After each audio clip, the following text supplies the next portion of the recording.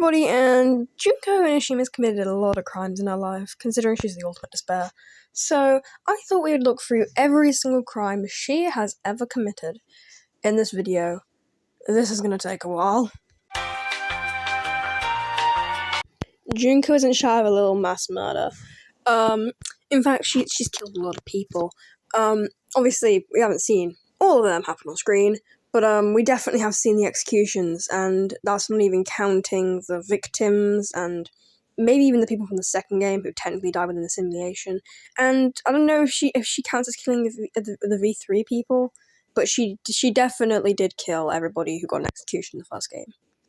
Of course, we can't forget Chiaki's death, because that was 100% caused by her, and we can't forget that random guy she killed to get Izuru, but that's more torture, which we'll get onto later. The brainwashing of Mikan Sumiki and Chizu Yukizome was both done via forced lobotomy, which is, I don't know if you realized, illegal. And though Mikan's never happened on screen, it is heavily implied by Mukuro saying something like, well, Mikan easily did this, why is she resisting when doing Chiza? So, yeah. She did this twice, and though technically it wasn't her who did it, at least the second time, she did tell Mukuro to do it. Some examples of torture that she's done are taking someone's eyeball and tying them up and taking their eyeball away. Then there's what happened to Chiza. There's what happened to Mikan. Some of the executions go on for so long that they can be counted as torture. Namely, Chiaki's execution and Kaede, but I don't know if Kaede really counts since that was Tsumugi, not Junko. But Tsumugi comes from Junko. It's hard to explain. She abused Mukuro and her childhood friend. She took him away from his mother by tricking him just to cause her despair and him despair and all that stuff. She also abducted children. Those had their consent. I don't think children can really consent to being abducted. And then she made them murderers, told them to be murderers, so yeah. Again, she kidnapped those children. She also decided it was a good idea to kidnap Ryota, lock him in a room, and hold him hostage, so that also counts. And Mukuro, though it was Mukuro who originally kidnapped Mikan, it was Junko who kept her there, and they also kidnapped Chiza, so she broke all of Ryota's anime into pieces.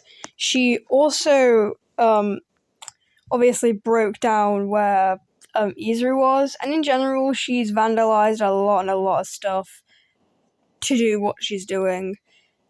I can't really think of any examples, but she's vandalized stuff. Stalking, one of her most famous crimes. She watches all the kidnapped students constantly, even going as far as to watch them sleep. She's just constantly watching them. That's stalking. Yeah. She also knows everything about every single classmate there, and there has to have been some kind of stalking involved to get that much information. Junko in general works against Hope, but she definitely made a terrorist group called the Ultimate Despairs, which is a really stupid name, by the way, but that consisted of the whole entire SDR2 cast, not including Ryota or Chiaki, which is a lot of people, and obviously she had to do brainwashing to get to that point.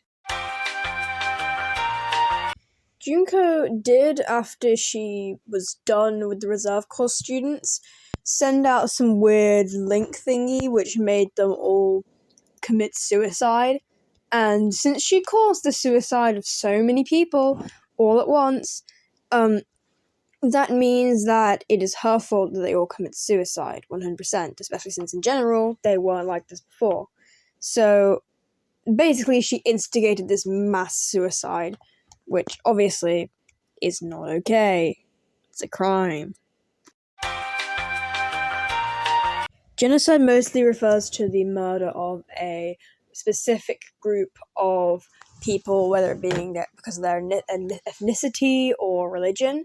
And in the case of ethnicity and religion, I don't really think hope really counts as a religion, but Japan's definitely an ethnicity, and we never see Junko really do any of the super bad things to the rest of the world, only ever Japan, because, it's an anime and the world revolves around Japan.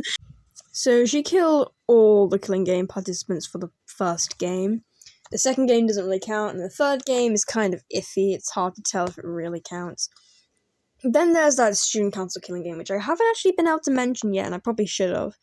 That thing is hard to watch, for God's sake. That thing was dark and graphic as hell, and so violent, and I still find it hard to watch. Like, some of the scenes that I found hard to watch at first, I can now watch at least, kind of.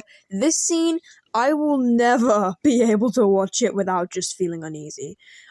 I don't know how they made it that violent, but they did. Also, all the future art Killing Game characters, even if it technically wasn't Junko Enoshima, it was descendants of her, successors, basically. According to the canon, Junko ended the world. We don't really see her do that, but she ended the world, so worldwide destruction.